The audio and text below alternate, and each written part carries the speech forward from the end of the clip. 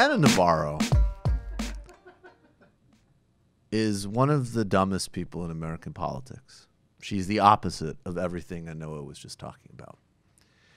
I believe her father was connected with the Contras. I should have double-checked that before the show. Maybe somebody can double-check that for me. But she actually, I mean, to her credit. Yeah, her dad was a Contra. Her dad was literally a Contra. Her dad was in the CIA drug traffic, kill nuns guerrilla army. Now, I don't know what he did. I do know what the Contras did. Maybe he was just in Miami.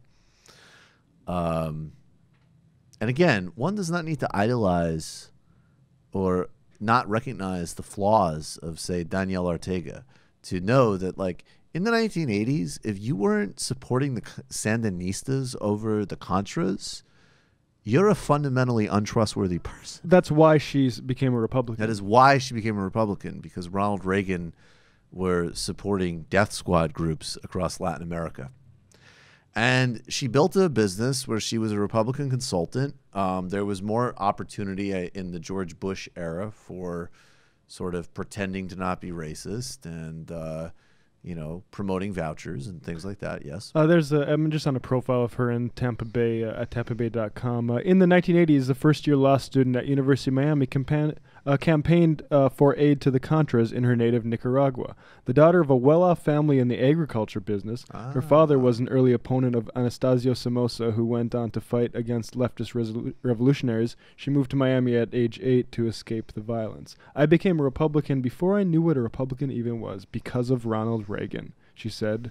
And now that she's, yeah. And there's a theme there because now she's rebranded herself as the resistance on CNN, and all she does is tweet like, Ronald Reagan would never do this.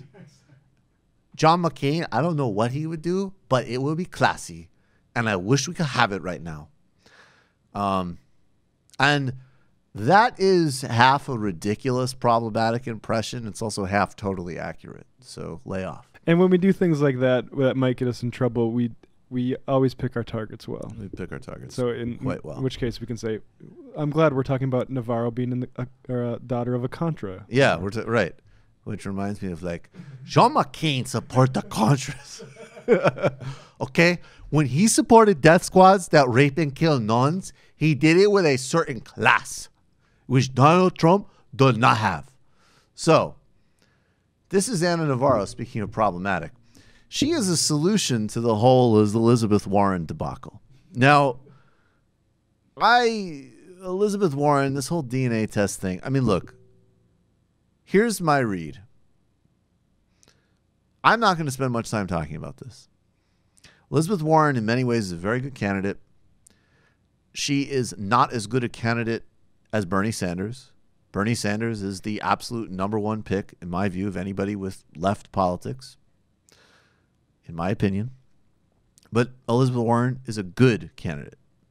If they both ran, I hope they wouldn't both run because I don't want them to cancel each other out. But it would be a very novel experience to have two candidates that one actually likes and respects in a presidential primary. But she's not a socialist. She definitely has a foreign policy which is not impressive so far.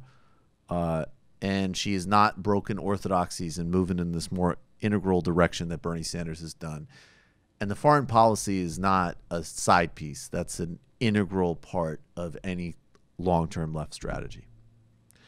I think that there's no, unless you go for the jugular, you're not going to win those bullshit, tabloid, racist, bully, misogynist games with Donald Trump. He's a piece of garbage. He knows exactly how to play to his cult. And he's really good at that. And, you know, it seems like there's a family story of a part of her heritage being Native American. She used it in a way that was advantageous. To be clear, let's not buy into conservative mythology here. One does not get to be a faculty at Harvard because of that. It might have helped her in a way, and it might have been inappropriate for her to do that. Although I'm frankly not in a position where I'm going to judge that. It's just not my place to judge. But she's an incredibly accomplished person. She's been usually beneficial in American debate on bankruptcy, on Wall Street. She helped the Consumer Financial Protection Agency, which is one of the prime benefits of the Obama era, is her. And she's proposed some very good things in the Senate.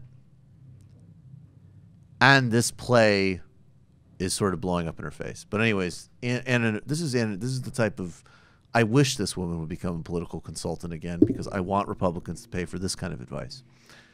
Elizabeth Warren should poke fun at all of this and actually dress like Pocahontas for Halloween. I'm doing a terrible accent here. I can't even do it.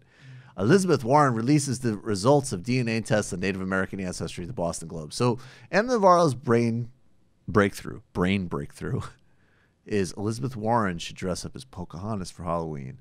And I'm going to echo friend of the show, Brendan from The Discourse, which is another great show that everybody should subscribe to on Patreon or iTunes or both. I just was on actually this past Sunday. He does a great show. He tweeted out, and we don't have it, but he tweeted out, I'll paraphrase, "This is an absolutely horrible idea, and I really hope it happens." So let me co-sign with Brendan on that one. And this is Anna Navarro. She's one of the most important voices in mainstream cable news, and a real trooper against galloping American fascism, even as she literally got her start by having solidarity with death squads in her native country. So, great.